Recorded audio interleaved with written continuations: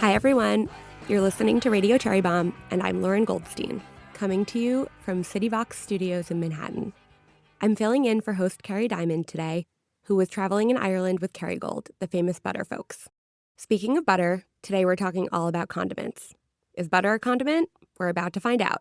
I'm a condiment fanatic, so I'm thrilled to be interviewing Claire Denute, the author, substacker, and culinary personality known as Condiment Claire. Claire just released her new book, The Condiment Book, Unlocking Maximum Flavor with Minimum Effort, earlier this spring, and it's everything you'd want from a deep dive into the world of sauces, dips, and spreads. The book is part cultural history, part travelogue, part personal memoir, and entirely fascinating. Claire and I will talk about how she got her start, what condiments you need this summer, and why everyone is so condiment obsessed these days. A little bit about me. I'm a Cherry Bombe alum, and consider this my hard launch, a social media and marketing consultant. I'm obsessed with tuna fish sandwiches, homemade ramp butter, and my Rancho Gordo Bean Club membership. And I've never met a stranger's dog I didn't like. I also write a Substack called Mandatory Fun that I should probably publish more often. I'm excited to be hanging out with you today and talking to Claire, so stay tuned. A little housekeeping. The brand new issue of Cherry Bombe magazine will be on sale very soon. You can subscribe or buy a single issue over at cherrybombe.com. There are 4 different covers for this issue, and you won't believe our cover stars. Gloria Steinem, Sophia Rowe, Mashama Bailey, and the women behind Via Carota, Rita Sodi, and Jody Williams. Amazing, right? Visit cherrybombe.com for more. Also, this Thursday, June 5th, at Happier Grocery Apartment in Manhattan, Radio Cherry Bombe host Carrie Diamond will be in conversation with Diana Yen, author of the new cookbook Fire Pit Feast. Enjoy their chat, plus fire-inspired bites from Diana's book, like a smoky baba ganoush, grilled cheese skewers, and tahini strawberry s'mores with bergamot hot fudge. Yum. Tickets are $50 and include all bites and a signed copy of Diana's book, and the link is in our show notes. Now, let's check in with today's guest. Condiment Claire, welcome to Radio Cherry Bombe. This is my dream come true. I'm such a fan, so I'm so excited to be on. Thank you for having me. I'm so excited to be talking to you today. So you are here in New York as part of the U.S. leg of your book tour for your beautiful book called The Condiment Book. Yes, I am. So today we're going to talk all about mustards and jams and sauces and pickles and all the good stuff, but I want to start off by going all the way back to the beginning. Mm-hmm. How did you become Condiment Claire? It is still quite mind-boggling to me. Let's just call it that. I was working in food and travel TV, before the pandemic hits, getting jobs here and there, but there's nothing really that stable. And I basically get on a call that tells me that, if I do want to do docuseries, I need to have a following. I either need to be a chef or I need to have a following. And so I was like, okay, I guess I'll start on TikTok, not tell my friends, because at that time, you could get a following from TikTok, but it was still a little mortifying. Let's say I'm a little old for TikTok. And so because of that, I started. My username was Claire from Where, and it was all about cultural differences. I had just moved to the UK, so we were in lockdown. So a lot of the stuff I was filming was in my kitchen, and it's very easy for me to talk about food, talk about travel, all of that. Lockdown lifts, I come to New York. I'm standing outside of Siddell's waiting for my friends, because obviously I'm always the first person there. 2 people run up to me, separate people. You're the condiment girl. You're Condiment Claire. And I was like, I'm the condiment girl. What do you mean I'm the condiment? I hadn't realized that the content I was making had to do with condiments. Flash forward a few days, I'm back in London. I start getting recognized there. And people tell me, you're the condiment girl. I love your salt videos, your butter videos, your mustard videos. And I'm like, oh, I guess I am the condiment girl. And at this point, I was like, my life is a gag. I'm delirious from 9 months of lockdown. Let me just change my username to Condiment Claire, because why not? What's the worst that can happen? The next week, 3 literary agents reached out to me. Oh my God. My U.S. publisher reached out to me. And for the first time in my life, something was kind of handed to me on a silver platter that had to do with my career. And so it was, do you want to write this book? And, I studied history and literature in college, so I felt confident that I could, but I wanted to make sure that it wasn't just a cookbook. I really wanted it to be a little historical, a little nerdy, more so storytelling, with obviously some recipes throughout, but more so the storytelling aspect and the maps of the world and the doodliness. And, I wanted the book to be playful, but not childish. So that's exactly how it happened. And that is how now I have a career based on condiments, which is still so funny to me, but I am so grateful for it. So Condiment Claire found you. She found me. My alter ego found me, and now I have become her. So we are both one and the same. Okay, wait. I want to take a little bit of a step back. So how long were you Claire from where before you became Condiment Claire? Maybe like six months, Wow. a year. I really did not have a big following when my publisher reached out to me and when my lit agent reached out to me. I think, there just obviously is this niche of condiments that no one had tapped into before. And I love to tell people that it's not actually about condiments, It's every culture can make a roast chicken, but it's what you put on it that makes it so yours. And that is the condiment, because there's taste and there's flavor. And taste is salty, sweet, bitter, acid, umami. But flavor is color, texture, smell, but more importantly, nostalgia and memory. So it's that cultural element that you add to a dish. So by looking at a condiment, you're not just looking at like, oh, here's some ketchup, here's some mustard. You're really looking at like a country and what they went through. Was the condiment born out of necessity? Was it born just because it's delicious? Was it born, to sweeten things, make things saltier during the war? So it's just my nerdy way of tapping into, a country's culture. And it's always through food, because a lot of my memories have always just been based on flavor. You are very much a citizen of the world. Your dad is French, your mom is Greek American. You have spent your life and your childhood between France and the US.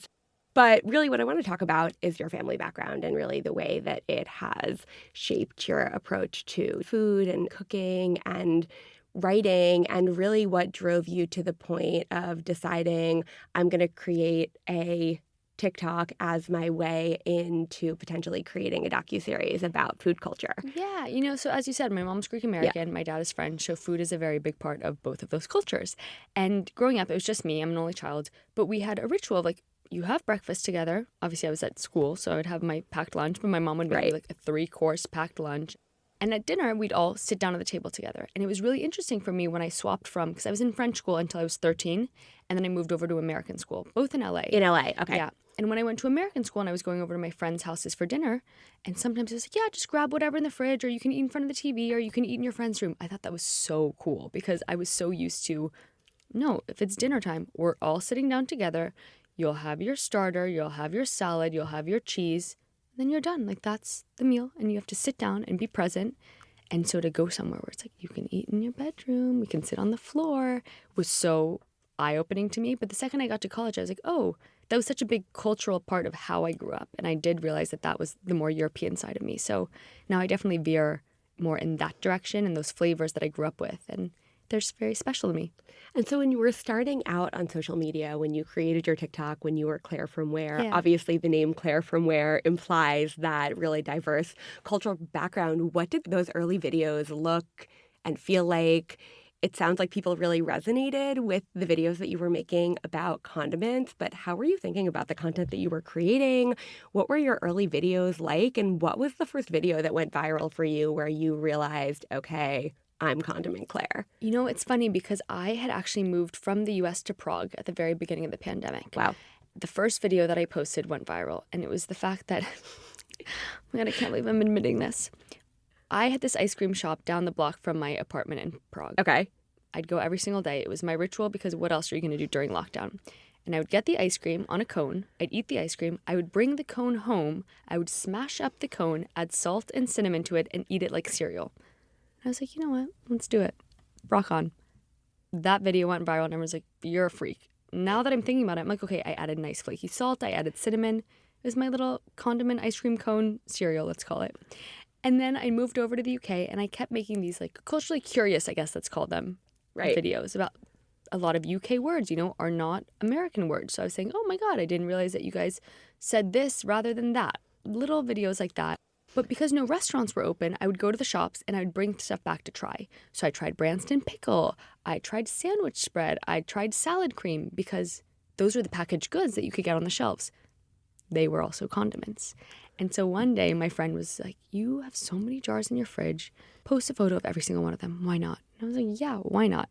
So on Instagram, just private Instagram, just had my friends, I posted like 40 photos in a row of like this jar, that jar, this bottle, this hot sauce, this, that. And I got so many responses overnight, but like from random boys I went to college with that I had not spoken to in years. That's always who responds. Oh, yeah. Yes, that is in fact always who responds. But to know that people were interested was so interesting to me. And that was before it even clicked that the condiment route was the route to go down. But now looking back on it, I have been Condiment Claire my entire life. I would bring this yuzu Dijon mustard to the dining hall, this wasabi mustard I always had in my backpack. So and were you making these No. at the time? Okay, these were store-bought. These were store-bought, but my family in France has always lived in a very rural part of France. You know, we live on a watermill, and we have lots of fruits and veggies there, and we're never going to let anything go to waste. So I've always jarred goods, whether, pickles. We made a lot of jams, jellies. Even my house in LA had a quince tree in the backyard, which is not, I guess, normal for Americans, but we had a quince tree. We can all dream. Yeah. And so we would make quince jelly every single year. So in terms of like jams and spreads and preserves, that was something that I would just do normally. And, I started also making miso in high school because I was obsessed with It's Alive with Brad. And I was like, I must know how to do this. And then I got the Noma Guide to Fermentation. So I had been dabbling in the condiment world, but the videos I was making had nothing to do with here's how to make jam. It was more so, I'm going to a UK grocery store. Let me try Branston pickle for the first time. Like, what is this? And I think, especially the world of chutneys and pickles is so dominant in England and in the US. You're only starting to really see some chutneys come about.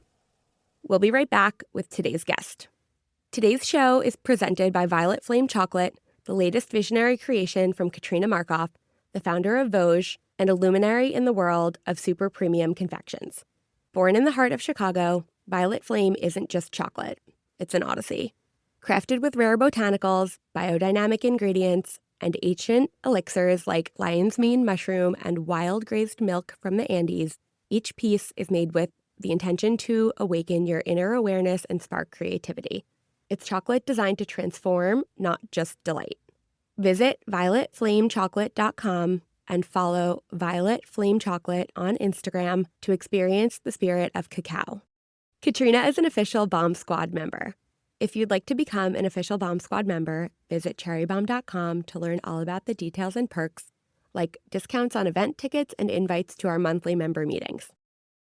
It seems like everybody is condiment obsessed these days. We have infused mayos and compound butters and heirloom hot sauces, and everybody is looking for a way to amplify or enhance the flavors of their dishes.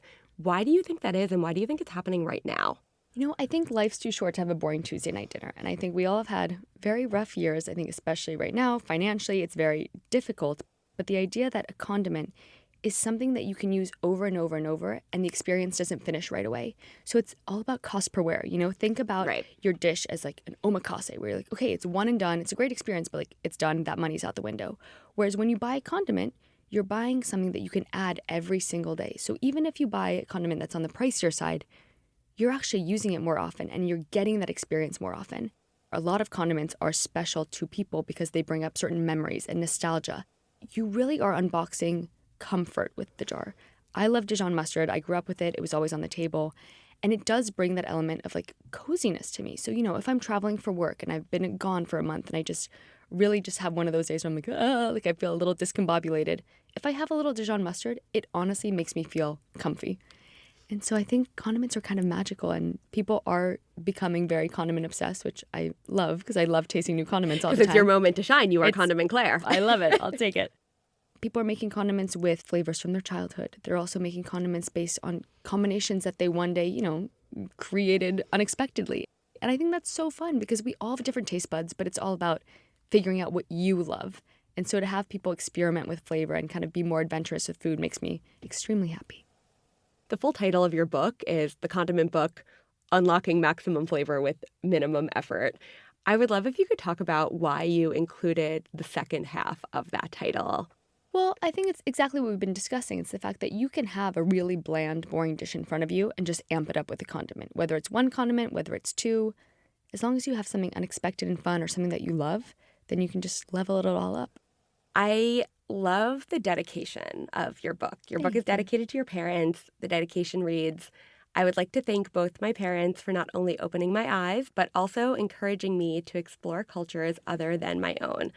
And, based on our conversation and reading this book and engaging with all of your content, it's really clear that your family history and heritage and the places where you grew up have had so much influence on your perspective on food and cooking. So I'd love if you could tell us a little bit about what elements of each of the cultures that raised you have had the strongest influence on the way that you think about food.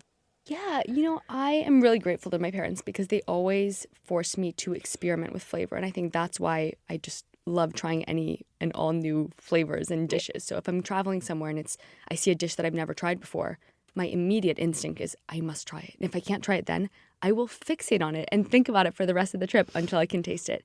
And I think that is really due to them. My first food ever was a garlic anchovy because I was sitting on my mom's lap. I wasn't supposed to be eating solid food. And then all of a sudden, everyone turned to our dinner and was like, please look at your child. And I was stuffing my face with garlic anchovies. But then in terms of the two cultures and how they influenced me, my mom's family is Greek Orthodox. So we have Greek Easter every year. And that's just a giant feast. A giant feast, so many dips, fun games. And so the idea of that community aspect when it comes to eating, which is, yes, it's still apparent in French cuisine, but that like jolliness, like the jovial nature of Greek Easter, where you have so many dips and so many dishes. And, my great aunt brings this, my other aunt brings that. It's more the experience than the food. And obviously the food is delicious and there's so much lemon and so much dill. And we obviously love our oregano, but it's about the experience. It's not just about the food, but the food obviously does amplify it. And then in terms of my French side, again, like we come from a very, very, very deep countryside, let's say that. So very deep in the countryside, little village. And so everything we eat, we basically grow ourselves or make ourselves, whether it's going to my uncle's house to get his quince or going to a friend's house who fishes in the river or whatever it is. You make everything yourself. And the idea that you can all come together and use every single element from each other. There's an egg guy who comes to my house every Thursday morning, which on TikTok we call him the egg dealer. 8 a.m. every Thursday, he will be there. I know I have to prep the coffee. My dad will go out. He'll give him his €2. We get our eggs, and that's the way it works. And I think it's a ritual.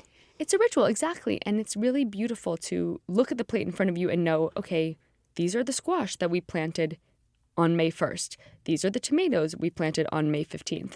And this is the fish that we fished in the river yesterday because we knew we wanted fish for dinner. That's really special to me, and I'm really grateful that that's the way I was raised and that's the way I can, live now because I'm in between London and France now, and it's really special.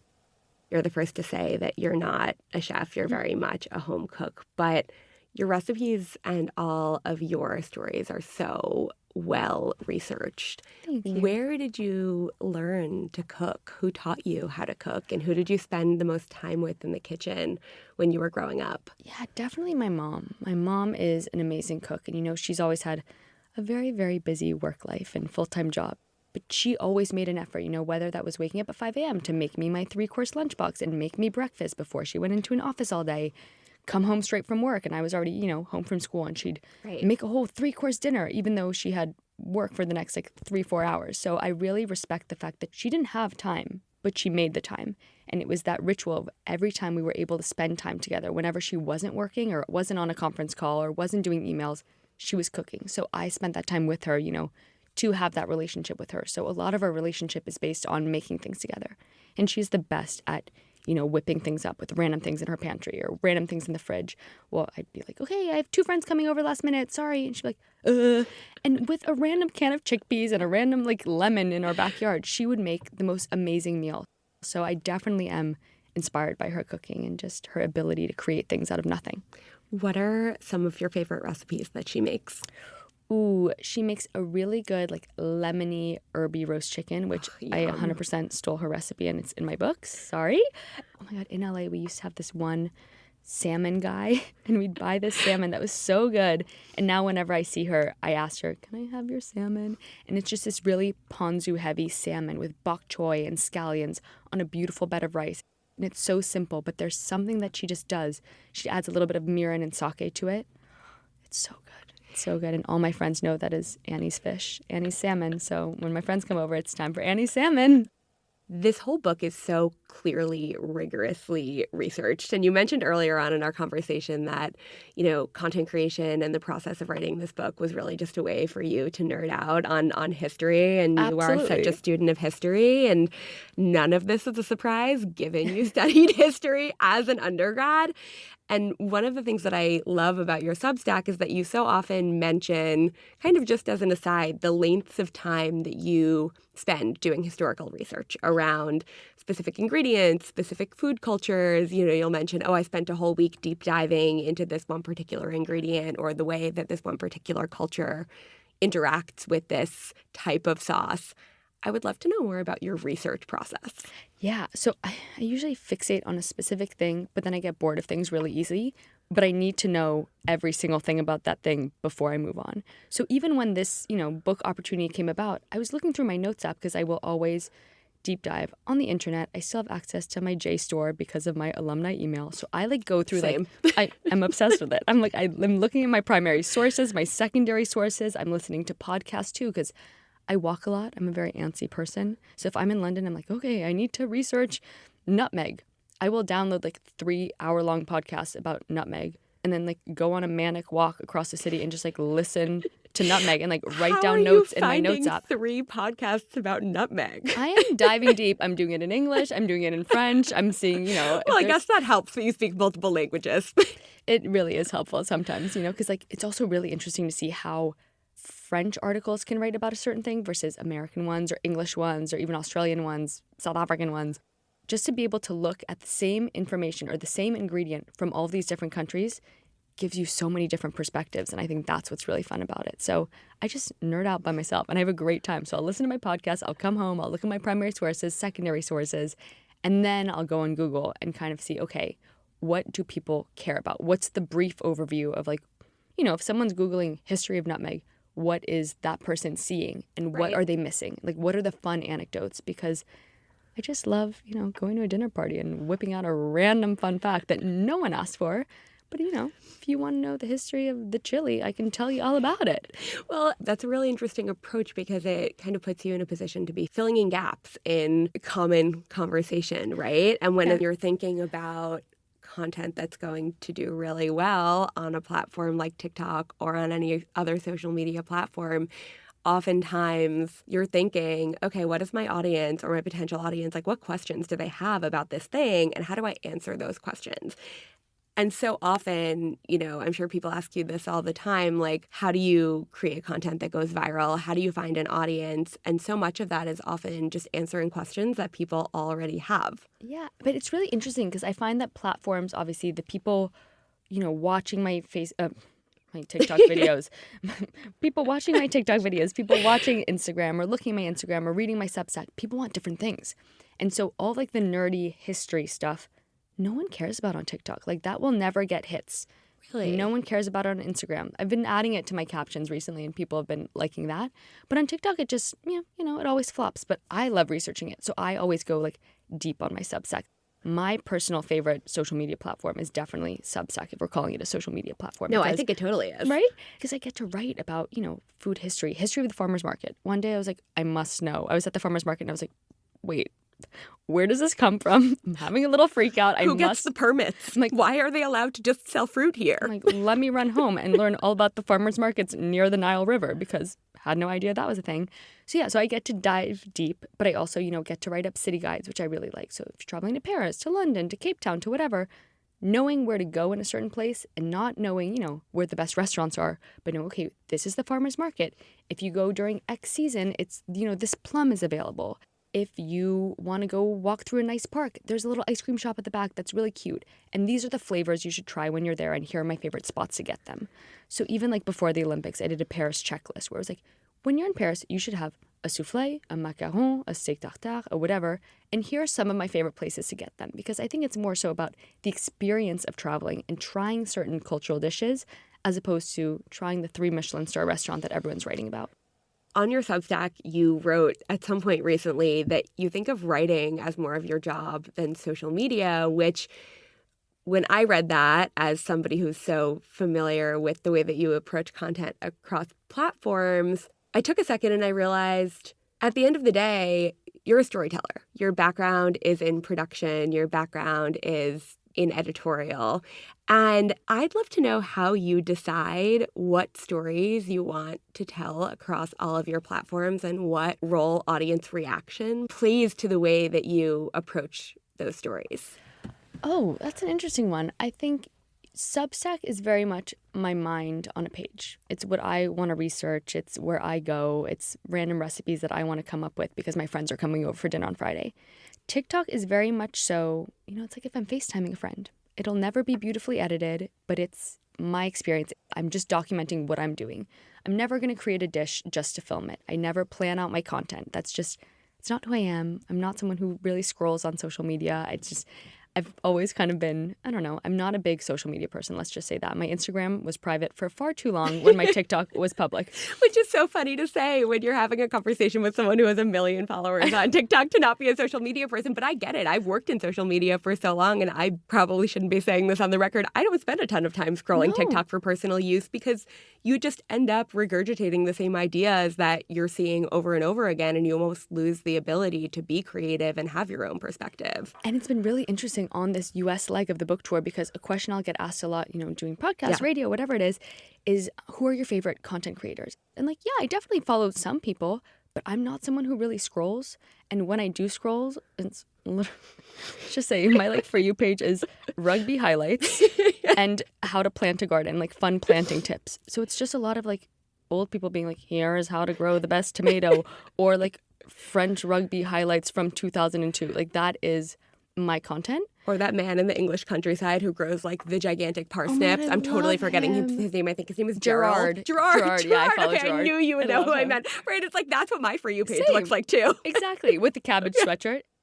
I know we started this conversation, really focused on condiments, obviously, and food culture and food history and food influence. But I do think that this conversation around how to structure a career as a content creator who has a presence across multiple digital platforms, who has books, who has, other projects that they work on outside of social media and books, like you do food writing in the UK, that there's so much that goes into all of this, right? That in order to be able to build a career sharing the content and telling the stories that you love, that you often do need to think about, okay, how am I going to pay my rent, right? Like, it's the unsexy part of all of this. Like, there are so many people who want to be content creators and, who want to leave their 9-to-5 jobs to pursue, content creation full time.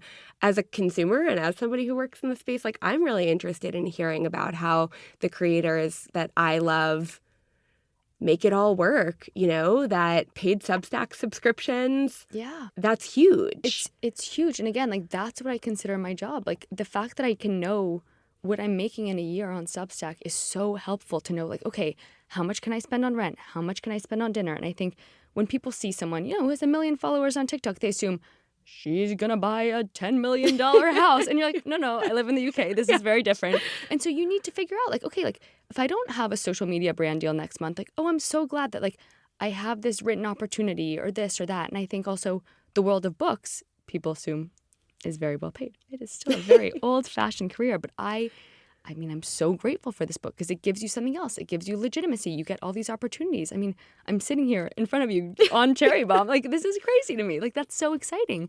And even though social media isn't really, I don't know, it was a means to an end at the beginning. I mean, I owe it everything. Right. I will never bash TikTok because the fact of the matter is it gave me this book. This book is my literal child. So I just am really grateful for the way that things kind of fell into place. I think as a consumer of social media, certain people assume things, whether it's about creators, about their content, maybe about their financial status, maybe about projects that they're coming up. I think people just need to know that we're all kind of winging it. So it's been really interesting to see that process pan out because I never thought I'd be on social media as a career.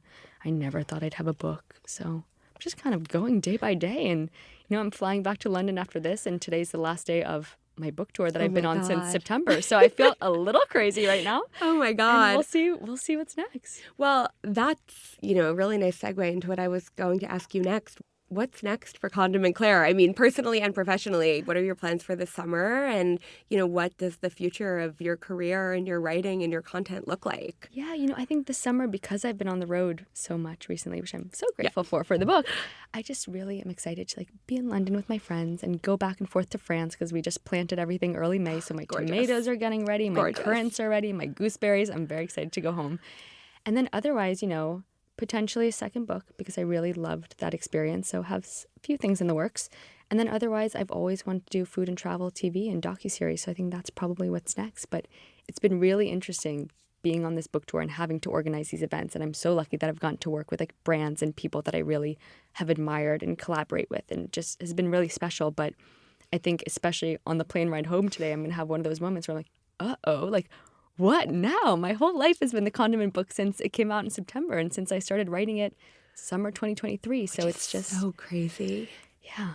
I'm excited to have that moment of like, ugh, because I think it's going to make me really realize what I love and what I want to do next. And otherwise, it's, keeping up with that weekly Tuesday Substack because it's how I structure my weeks and I love that discipline. Well, it sounds like it's all full circle for you, right? You started Claire from Where because you wanted it to be a segue to TV. Yeah. And now, 4 or 5 years later, you're coming back to that place of, I never thought I would be on social media. I never thought I'd write a book. I never, it sounds like you always thought that you would write, but you probably never predicted that you would have had a Substack because Substack didn't exist when you started this whole project, and that it's all coming back to that place of, I want to do docuseries. I want to do food and travel TV. Yeah. I think whether it's on screen, behind the screen, the idea of, again, storytelling and showing the authentic nature of a certain place and like showing people like not what the restaurant is, but maybe what the flavors of that place is, maybe what people are growing, the seasons. I think that's what's so beautiful about a certain place, is being able to experience that. And I think condiments are great because they allow you to travel via a jar. But I think the idea of maybe not having the ability to travel somewhere, but to be able to experience it authentically through a screen is something that I've always really been drawn to. When I grew up watching Anthony Bourdain and seeing him do that. So I just love that kind of show that's really authentic to a place and doesn't necessarily take you to the fanciest restaurants, but more so someone's backyard. It's all about the spirit of a place. And I think you referencing Anthony Bourdain as a source of inspiration for you makes a ton of sense when you think about, what's informed your approach to storytelling, that it's not necessarily the of the moment TikTok trends and what might be showing up on the For You page of people who are just consuming, sort of a fire hose of food content, but that it's a slower storytelling that existed before social media that you've, found a really unique way to adapt for today's platforms. Yeah, I grew up and my two idols were Anthony Bourdain, obviously, and also Ina Garten. Oh my God, Ina Garten was all I knew as a child. Thank you. And the fact that she'd go to Poilâne in Paris and her and Jeffrey, I always say, I don't think I would be starstruck if anyone came up to me. If Ina walked up to me, I think my head would fall off. Ina and David Attenborough, I think those are the two people who really, I don't know if words would come out of my mouth. They'd be like, condiment. What's your favorite condiment? I don't know what else to say. Oh, I'm sweating thinking about it. I really can't. What kind of food media did you grow up with, if any at all? Like, did you have French food media, Greek food media? What did that look like? Honestly, I love the Food Network. Yeah. Like, I grew up with the Food Network. I loved watching Iron Chef. I remember one time I went to New York with my parents and I was like, we have to go to Morimoto. Like, please, we must go to Morimoto. And we went and they made the tofu in front of us. And I was like, this is the best day of my life. So I loved Food Network growing up, loved Chopped, Iron Chef. Like, those were the shows. And then otherwise, like, all the food travel content, so... Obviously, Planet Earth isn't food related, but it's the idea that you see the forest and you see what's going on and you see the food in the ocean. It's sense of place. Exactly. So I've always been like a documentary girl. And so it was more docuseries and documentary and, TV for you than editorial? Yeah, I would say so. I think it really was. I didn't really grow up having food magazines around the house. I so can't funny. remember. Either did I. I grew up with Ina Garten on the TV and fashion magazines. Yeah, exactly. And I think, like, my mom had a beautiful cookbooks and everyone in my family cooks. So the idea of food and recipe, like, that was always around. But in terms of media, it really was TV and a lot of docuseries. And was it primarily English language or were you watching French media as well? English language. And I was always drawn to more, let's call it lifestyle-y docuseries, like food, travel, sports, fashion. And that's what I ended up studying in college. I did history and literature. You learned history through reading literature of the time. So whether it was a fashion magazine or a restaurant menu or, a World Fair pamphlet. So it was all through that. So I wasn't reading, like, let's call it boring history books where it's like in 1881 this happened. It was history through culture. Exactly. So that's what I did. And I did lifestyle and it was amazing. And I think it really heavily influenced what I'm doing today. And did you write any kind of thesis or any sort of capstone project? And was it related to the kind of work that you're doing now? Definitely. So my thesis was not related. It was about Christian Dior in France during World War II and notions of femininity and how he kind of allowed women to feel feminine after the war and employed a bunch of women. So he was very at the forefront. And I really admire him. But the other big essays that I wrote in college, like my junior paper, things like that, I wrote about IPA and the relationship between Britain and the colonies because IPA is India Pale Ale. And it, it was created to withstand the journey from Britain to India, which is fascinating. And then I wrote about And people probably don't even know that. Exactly. And it was, I mean, I didn't know that until I like had done a quick search. And then I went to my professor and I was like, hey, do you think I could write about IPA even though I'm underage? And he was like, yes. He was English. It was amazing. I got him a 6-pack when I turned in my essay. Don't worry about it. And I hope you got an A. I did. Yeah, I did. Of course because you did. we nerded out about it. And he was like, I missed the pub. And I was like, yes, I don't know the pub, but I'm glad. I don't know the pub because I'm underage. No, yeah. And like wine in France during World War II and notions of Frenchness and the idea of like France being so attached to red wine and what they did when the Nazis came and the idea that, you know, the Germans have this big focus on beer and beer culture. And so that disparity. So always kind of looking at cultural elements through food, through flavor, just based on like terroir, really. With all of that interest, did you ever think about going to culinary school? You know, I didn't. I think I always recognized how difficult working in a kitchen would be. Right. And I think, again, like even though I'm a very type A intense person, I love, again, being able to run around all over the place. And the idea of being stuck in a kitchen actually gives me anxiety thinking about it. And I also think, I don't know, it's such an unbelievable job. Like people who do that, I have so much respect for them. The hours, like Me I'm an too. early, and like, I need to go to bed early. I will wake up at 5 a.m. happily, but I am in bed by 10. Leave me alone. Don't text me. My phone is in the other room. You could do baker's hours. Yeah. So that is more interesting. But when I grew up, you know, cooking with my mom, a lot of it was baking. And so when I was in New York, at one point I was in a job that I was not happy at whatsoever. You know, I went the talent agency route. I was someone's assistant. I had 3 cell phones on me. I was not the best version of myself. Let's just say that. You got to try it. And my mom had gifted me, you know, a 12-week pastry course at the Institute of Culinary Education. Wow. And so I would go on the weekends. I'd go from, I think it was like 8 to 6, 9 to 6, whatever it was. It was all day Sundays for 12 weeks straight. And that was the greatest form of therapy I could have ever asked for because I had the best time there. And I think that switch really made me realize that, okay, I know I want to do entertainment, so I'm still going to do this, but I really need to focus on making sure that it has to do with food because this is what I'm passionate about. And it allowed me to like have that creative outlet during the week because otherwise I was sitting at my desk from like 6:30 until And this like was 9. pre-COVID, so you were in the office every day. Every single day. And how long were you in that job? I was in that job a little over a year. Okay. A little over a year. And then right before COVID, I spoke with this producer just one day randomly. I like got off work at 8 p.m. as opposed to, you know, at 11. And he was like, what do you really want to do? And he was visiting from Athens. And I was like, oh, I really want to do a food and travel docuseries. And he was like, okay, pitch me. And I was like, great. Would love to do a show about grandmas. They have the best food. I lost both of my grandmothers, you know, one before I was born and one when I was really young. So I gravitate towards old people. Like my friends' grandparents are my dream people. And everyone knows that a grandma's food has the best food. It's ugly, but it tastes delicious. And he's like, great, want to do that in Greece? I was like, yeah, yes, please. And he was like, great, do you want to come Monday? And I was like, I can come 2 Mondays from now. And he was like, awesome.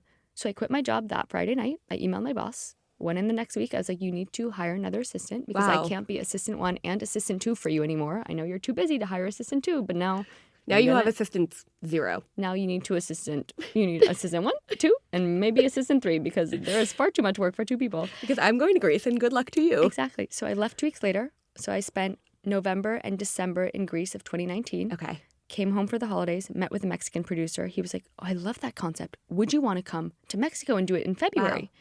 And I said, yes, let's do it. And so the Greek guy basically told him, like, can we push to spring? And he was like, yes, it's better weather anyways. It's nice and sunny. So I was like, great.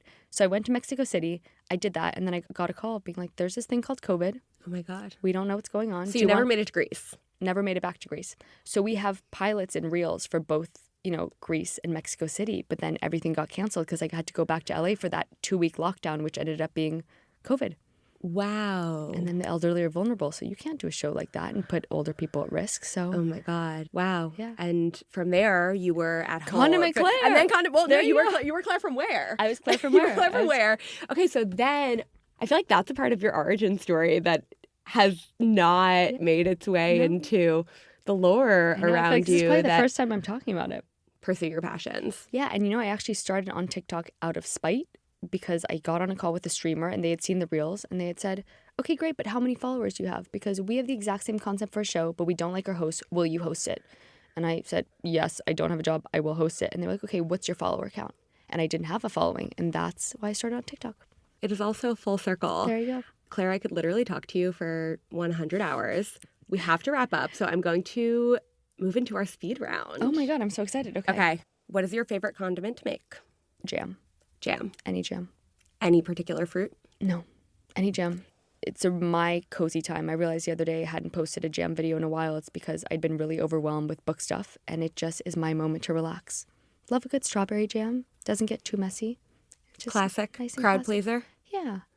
What is your favorite store-bought condiment? Dijon mustard. Do you have a favorite brand? I love Mai. I think Mai is a good classic. Makes me really happy. What do you think the perfect summer condiment is? Summer condiment, that's such a good question. A great salt. I think a great salt, because you can carry that salt around everywhere you go, whether it's for your morning coffee, your morning matcha, whether you're walking around a garden and want to bite into a tomato, whether, you're having an apple on the go, whether you're adding it to a random picnic that you're having. Just like a good flaky salt that's going to do the trick. Favorite brand? Ooh, you know what? I love Hollandman. Hollandman. It's a Welsh salt from Anglesey. Oh, I don't think I've ever tried that one. Yeah. I'm going to have to check it out. Yeah, it's like nice, flaky. They rinse their salt, so it's really clear. It's double rinsed, and I love them. Do you travel with your own condiments? Absolutely. Absolutely. You will always find a mini Dijon mustard in my bag and my little Hollandman pinch tin of salt in case of emergencies. Obviously. Yeah. Cannot be without Yeah. your condiment selection. And if I'm in France, I bring cinnamon with me because French people hate cinnamon, and I dump cinnamon on everything. I don't think I ever realized that French people hate cinnamon. I hate cinnamon, but if they have it in a dish and don't know it's there, they're like, this is so good. I'm just pretending I'm my dad and my mom's apple crumble that she makes for us all the time. He loves this apple crumble. We still have not told him to this day that there's so much cinnamon in it. What is the craziest thing you've done to transport a condiment across state or country lines? I mean, I guess I don't realize it's crazy, but it probably is. It's, you package it up in a little something, but then you always put it in a shower cap just to make sure it doesn't go across. I do that too, and then sometimes I put it in a sock, and then I wrap the other sock around it. There you go, exactly. No, exactly. I completely understand you, yeah. It's like you need paper, and then plastic, and then fabric, and then you feel like it's secure, and you can put it under the plane. Yes, yeah. What is an unexpected condiment pairing that sounds crazy, but somehow just works? Vanilla ice cream and soy sauce. It's really a staple. I love it. Just like adds that like nice molassesy flavor with little subtle saltiness at the end, and it's perfect. Do you have a favorite brand of soy sauce? I wish I could tell you what it's called, but the bottle is written in Japanese, so I can't. But I was in Tokyo last year because I really wanted to go to wasabi farm, so I went wasabi farming. Oh my God, and then a dream. I have the dream life, genuinely. Like, that's what I'm saying. I'm so lucky to be able to have all these experiences and call them my job. But there's this shop in Japan that sells clear soy sauce. Oh my God. And they developed clear it. like water? Like it looks like this water bottle right here, but it's soy sauce. And they've developed it for a school because kids kept spilling on themselves. So they just clarify it over and over and over. And so it tastes exactly like soy sauce, but it's clear. How many of them did you buy? 5. And how long is that going to last you? Oh, they're done. They're done. Because one of them was a dashi infused, and then there was one that was a ponzu, and then I got the soys. But then I also bought, I think about 17 soy sauces, or like of their products that day. But I'm forgetting the name of the shop, but it's on my Tokyo City guide. If anyone's interested, it says exactly where that shop is. They let you taste everything, and it's just a great experience. What condiment do you think Americans are missing out on? Chutneys. I think chutneys, I really discovered them when I moved to the UK, chutneys and pickles, and they really are used so commonly in England. And I really adore them on a lot of things, whether it's a sandwich, whether it's next to a roast chicken. I think Americans need to become more accustomed to finding chutneys, making chutneys. For Americans who are not familiar with chutneys, do you have a favorite brand that's available in the U.S.? Just make it yourself. They have They have to buy your book and make it at home. Yeah, exactly. Buy my And book. it's not that hard. It's just a plug. No, it's it's a jam, but you just add a little bit of vinegar to it. So think of a jam that's still a little sweet, but has chunks, but has vinegar and some spices and some salt. What is one food you would never eat without a condiment? Honestly, anything without Dijon mustard isn't worth eating. I don't know what else to say. A steak tartare. Like, you can't have a steak tartare, Yeah. then it's not a tartare. Always extra Then it's mustard. just raw steak. I mean, I guess I would eat that, but you know what? Raw steak, because you can't have a carpaccio without like arugula and parmesan on top. You can't have a steak tartare without capers and Dijon mustard and Worcestershire and all that. What's the strangest answer you've ever gotten to your go-to icebreaker? What's your favorite condiment? Oh, I have a book that I'm going to make you sign after this. That's the empty marketing copy of my UK book, and I have everyone sign their name and their favorite condiment. And so I've taken it with me: England, Wales, Scotland, Ireland, South Africa, New Zealand, Australia, and seeing the differences based on countries on what people sign next to their name in terms of name, favorite condiment is fascinating. And do you find that people include foods that they think are condiments that you don't think are condiments? No, because everything can be Everything's a condiment if everything you just can believe. be a condiment, but everyone in Ireland loves garlic mayo. Here I got a lot of lemon juice, Oh. which made me very happy. I was like, I'm so glad that you guys all know that lemon juice can be a condiment. I've trained you well. If you were a condiment, what would you be? And before you answer, it's not what you like, it's what you are. Maybe a rainbow sprinkle. My brain feels like a bunch of sprinkles. And like you could say chocolate sprinkles, but the nostalgia element. Because I like to be playful and like slightly childish, but then also it really does add to any dish. A rainbow sprinkle makes or breaks a dish. No, I totally agree. And when people try to say that rainbow sprinkles don't taste like anything or that like rainbow's not a flavor, That's a lie. They're wrong. They're wrong. They're totally wrong. They're wrong. So it's like a little bit eclectic, a little bit like cuckoo, but just tastes yummy. And the last question for you. This may be a little bit spicy for a condiment queen like yourself. Are there any condiments that you don't like? Yes. Talk to me. There's one called sandwich bread. I got a lot of hate for this in the UK. I said this once on a podcast. Sandwich bread is coleslaw in a jar that is not crunchy. Wait, but it's called sandwich bread? Spread. Sandwich spread. So oh my I guess God. I guess you put it on bread like for a sandwich, but it's literally mushy coleslaw with zero texture, all mayo. There's no tang to it. There's no texture to it. It's just like... What color is it? You can see shreds of like cabbage and carrot and just like it's like veggies with like white sauce all over them. It looks like a coleslaw, which I love a coleslaw, don't get me wrong, but it's mashed potato texture. It's just like been sitting in its juices for too long. I don't know how long it's been on the shelves in the supermarket. I don't know if people buy it or not. I don't know if it's like been just like macerating there for years, but it's not my cup of tea. Thank you so much for being here, Claire. I hope everybody listening feels inspired to try their hand at making homemade condiments, reusing those jars with the little bits left in them, or if they're still too intimidated to do that, hopefully they feel excited enough to stroll through the condiment aisle and pick up something new to try. Let's hope so. Make those Tuesday night dinners a little bit more exciting. There you go, exactly. Thank you. Thank you so much for having me. That's it for today's show. Thank you to Claire for joining me.